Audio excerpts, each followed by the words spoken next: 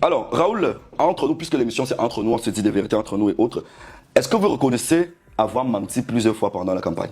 Sur quoi? Peut-être sur certains sujets, parce qu'on vous a accusé d'avoir falsifié les procès-verbaux et autres pour les publier. Est-ce que vous reconnaissez avoir menti, peut-être sur certaines arrestations, sur certaines informations pendant la campagne pour discréditer vos concurrents? Non, vous savez, dans le jeu politique, il y a un peu de sarcasme dans ce que nous faisons. Il y a un peu de sarcasme. Et moi, je suis très doué là. Non, mais Raoul, est-ce que vous reconnaissez avoir menti? J'ai dit qu'il y a beaucoup de sarcasme dans ce que nous faisons. Et il y a aussi des gens qu'on tourne en dérision.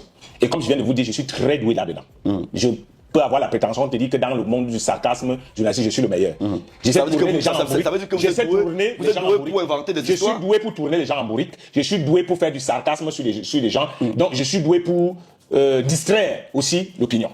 Donc, j'ai tous ces atouts. Oui, je les ai travaillés ailleurs. Et donc, pendant la... Il dit oui, il a menti. Non, je n'ai pas dit que j'ai dit que je suis doué pour tourner les gens en bourrique. Je suis doué pour faire du sarcasme. Je suis doué aussi pour distraire les gens. Oui. Et donc, pendant l'élection présidentielle, pendant la crise post-électorale, il fallait aussi utiliser tous ces talents parce qu'on était dans un moment de crise. Les gens allaient dans la rue, les gens faisaient des casses, les gens brûlaient les choses, les gens mouraient. Pifo. Donc, à un moment, il fallait trouver les voies et moyens pour stopper les gens. D'accord, super, ok. De toute façon, vous avez su... Pour sauver la vie des individus, s'il faut mentir pour sauver la vie des individus, il faut mentir. S'il faut tourner les gens en dérision, il faut le faire. Donc, pendant la crise post-électorale, il fallait tout faire pour empêcher aux jeunes Camerounais d'amener le pays vers le chaos parce que personne ne gagne. Nous, qui avons la chance d'avoir déjà fait 26 pays, n'en déplaise à ceux qui ne voyagent pas, nous sommes allés au Soudan, nous sommes allés à Goma, je ne sais pas si vous ne voyagez pas, puis il faut, tant pis pour vous. Nous sommes allés partout, on a vu ce que ça veut dire d'être dans un pays en guerre. D'accord. Alors, pendant la campagne électorale, Raoul Christophe Mbiya, par ses sorties,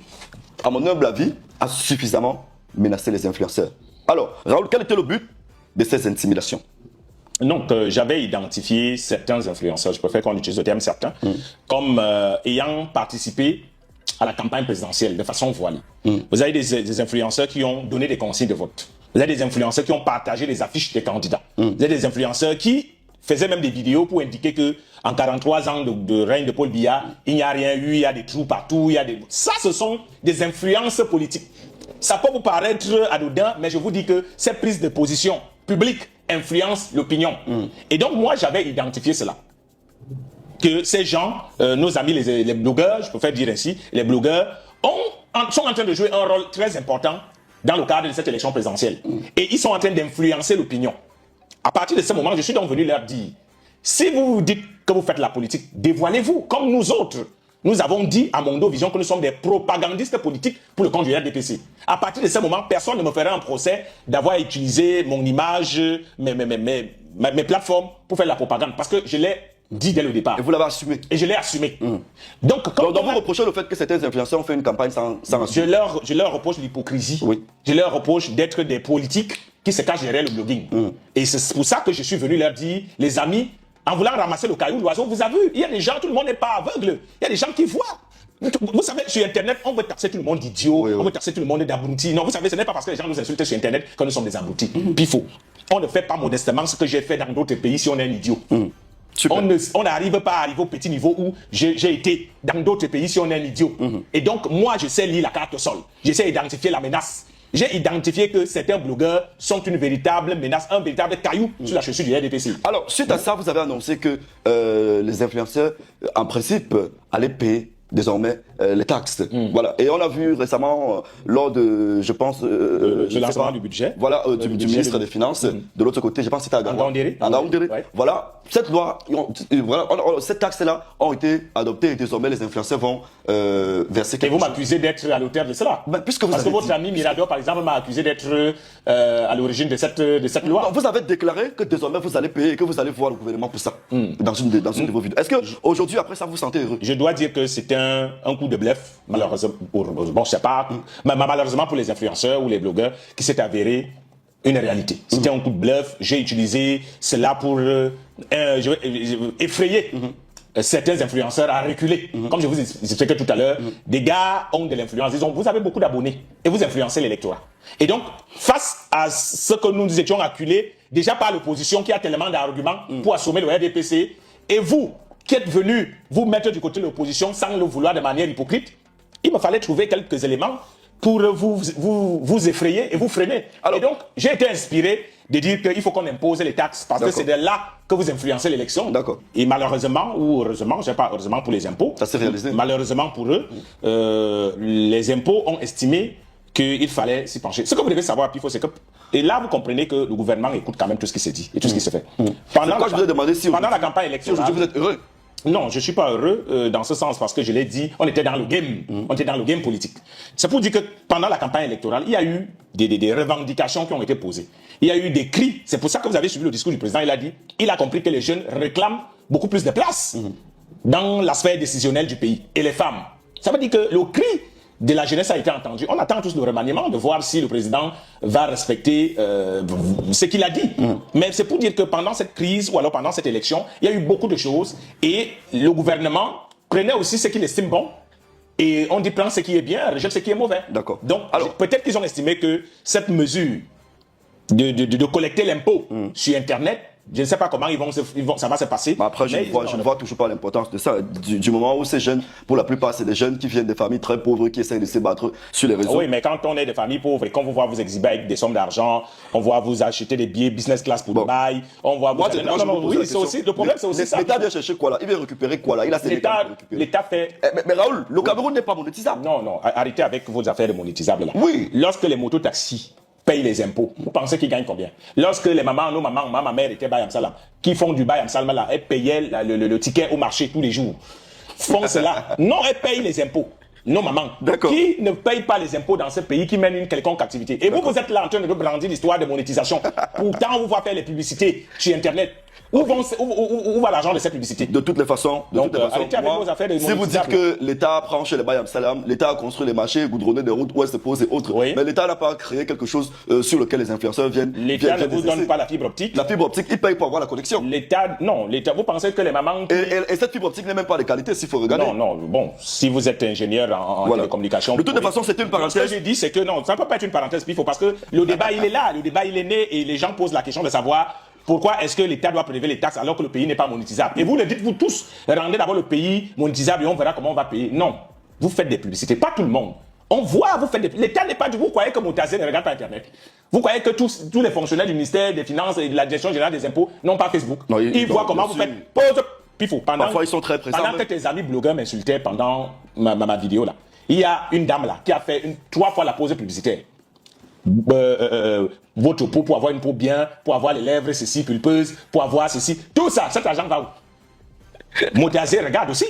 D'accord. Voilà. Alors, on va pas s'attarder là-dessus. Alors, une véritable guerre des titans a vu le jour pendant cette campagne électorale. Une guerre qui opposait le clan du RDPC au clan du FSNC. Voilà. De l'autre côté, on avait Raoul Christophe Mbia, Ernest Obama, Bruno Bidjan, je crois les Serge Tamba, Paul Desimbia et autres personnes qui étaient très actifs sur les réseaux. Dans l'autre côté, on avait Zumento, Paul Chouta, Général Bancero, Boris Beton et autres. Alors, aujourd'hui, s'il faut faire le bilan, qui?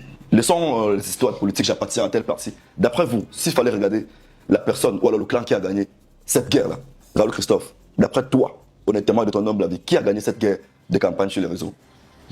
Bon, il ne faudra pas mettre ça parce que le RDPC a gagné. Non, heureusement que vous avez habillé guerre de campagne, parce que nous restons des frères. Nous avons des divergences d'opinion politique. Nous respectons ce que les autres pensent que le régime a failli, c'est leur opinion. Et nous respectons. Dans une démocratie, chacun peut avoir son opinion. Ce que nous disons aux gens, c'est que quand bien même vous allez prendre la relève, ne venez pas trouver un pays incendié. Ne venez pas trouver un pays qui est cassé partout. Parce que à peine vous allez poser vos fesses sur une chaise, sur un fauteuil présidentiel, que la population va vouloir vous chasser parce que vous serez incapable de leur donner ce que vous avez promis. Pourquoi? Parce que vous avez trouvé un pays en lambeaux. Nous leur disions pendant cette bataille électorale que vous n'avez pas besoin d'encourager les gens à aller casser et à aller brûler. Parce que demain, peut-être c'est vous qui serez là. Et il ne vous plairait pas d'avoir un pays brûlé.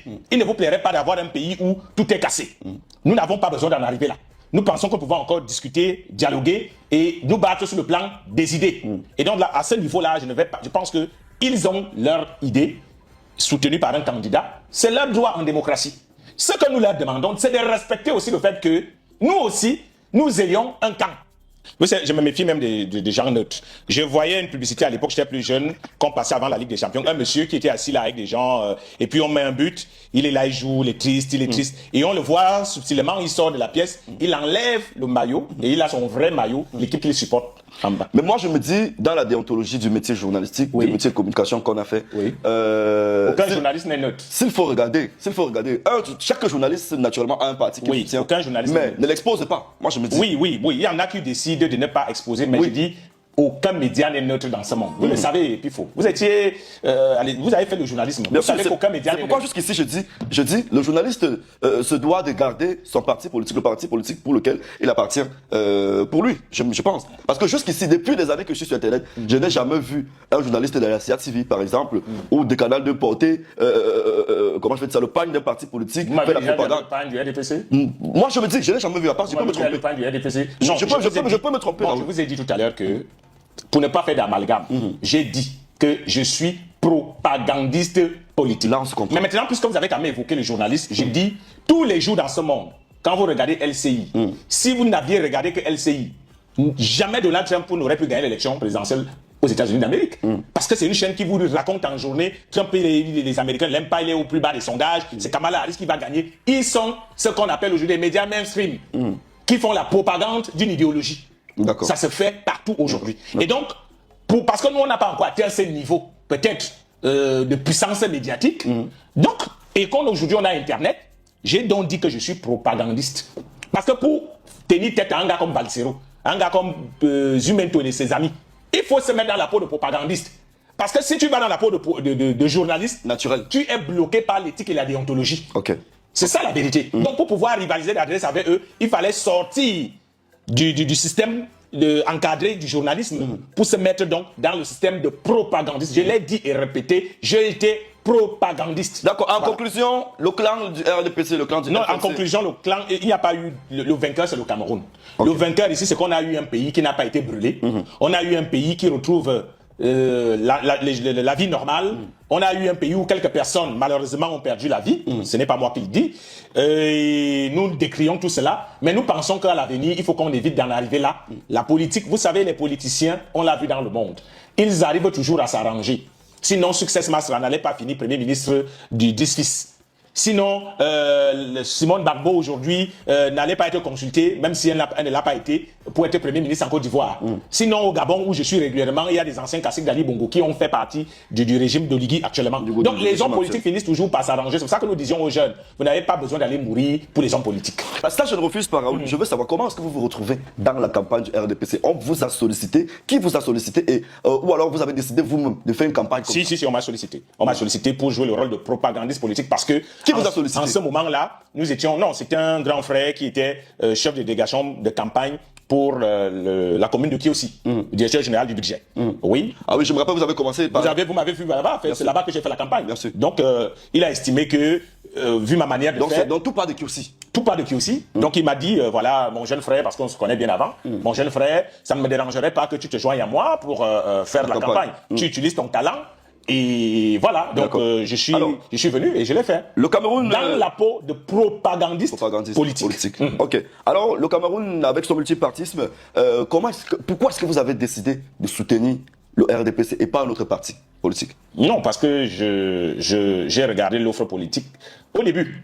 Pour refaire un peu l'histoire, Est-ce que c'était pas par intérêt Au début, j'avais rencontré Cabral Libye à Paris, lors de sa tournée, et on avait causé.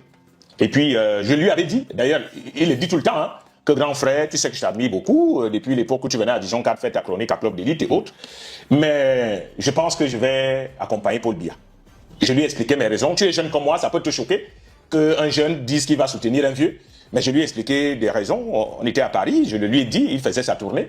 Mais je lui ai quand même dit que bon voilà, je sais que tu es beaucoup attaqué sur Internet. De temps en temps, je vais faire des publications te concernant parce que je pense que tu as une offre politique alléchante, tu as un projet politique très intéressant, tu es un jeune courageux, tu es un jeune plein d'avenir. Mais pour le moment, je pense que... Vous allez soutenir. Je pense que tu pourras faire l'affaire après. Mais pour le moment, laisse d'abord le vieux achever ce qu'il a commencé. Justement, pourquoi est-ce que vous décidez de soutenir le vieux, de soutenir le RDPC? Pourquoi? Est-ce un choix personnel? Oui, un choix de la Donc c'était pas par intérêt que non, après vous allez avoir des avantages. Mais Pifo, personne n'aurait pu imaginer ce qui allait se passer après le vote de 12. S'il y a une seule personne qui savait qu'après le 12, il y aurait la crise post-électorale, qui allait anticiper pour se dire, voilà, je vais faire des calculs pour avoir des rentes politiques après. Que cette personne me dise comment elle a su cela. Bon, moi, je vous ai dit, je suis venu pour être propagandiste politique. Je l'ai fait ailleurs. Ce que je fais au Cameroun aujourd'hui, je l'ai fait dans d'autres pays, pour d'autres élections. Vous me suivez sur mes... Bien sûr. On a des comptes, vous regardez mes statuts. Je l'ai fait pour d'autres pays, dans un pays à côté là. Je l'ai fait. Et là-bas, vous étiez même plus proche. J'étais encore beaucoup plus violent, j'étais encore beaucoup plus présent. Et c'est à partir de là que le grand frère du DGB a vu que mais comment on a notre confrère, en fait notre fils, qui s'en sort aussi bien ailleurs, qui est utilisé magnifiquement par les autres. Pourquoi les autres peuvent utiliser un talent comme celui-ci alors que c'est nous qui avons accouché notre fils, c'est nous qui l'avons fabriqué? Pourquoi est-ce qu'on ne l'utiliserait pas pour nous-mêmes? D'accord. Je crois que c'est dans ce sens d'abord qu'il faut voir ça. D'accord.